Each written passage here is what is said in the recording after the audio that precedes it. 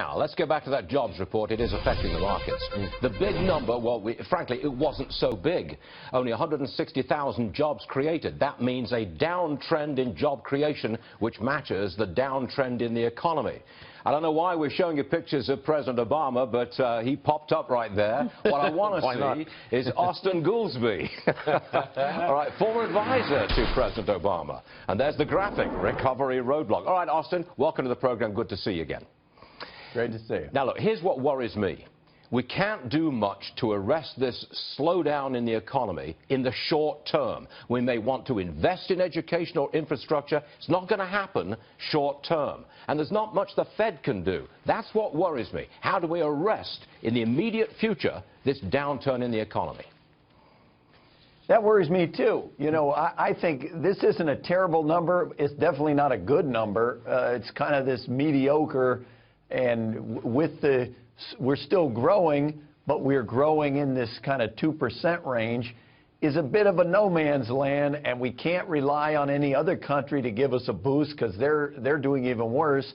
And now you add on top of it, the market's got a lot of fear and uncertainty coming from the Donald Trump nomination.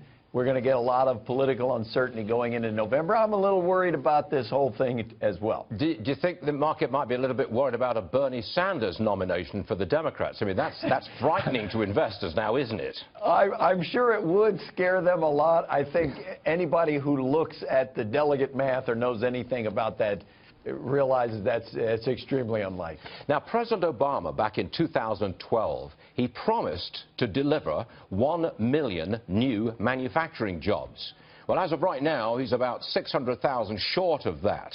This goes back to the political argument about how we create well-paid, high-paid jobs. Doesn't look like it's working at the moment, does it?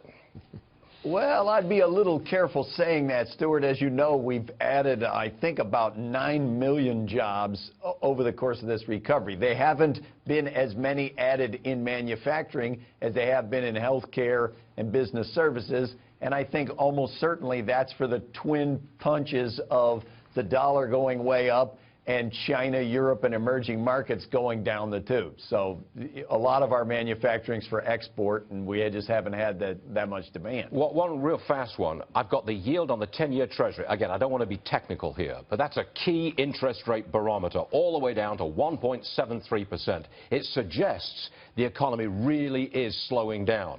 Are you prepared to say that we're not slowing down so much that we'll get a recession? Will you relieve our anxiety?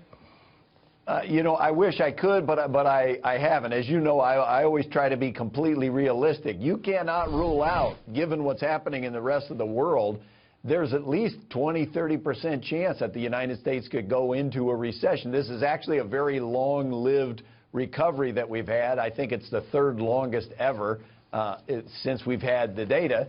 So eventually we will have a recession, and the worse the rest of the world gets, the more likely that is for the U.S.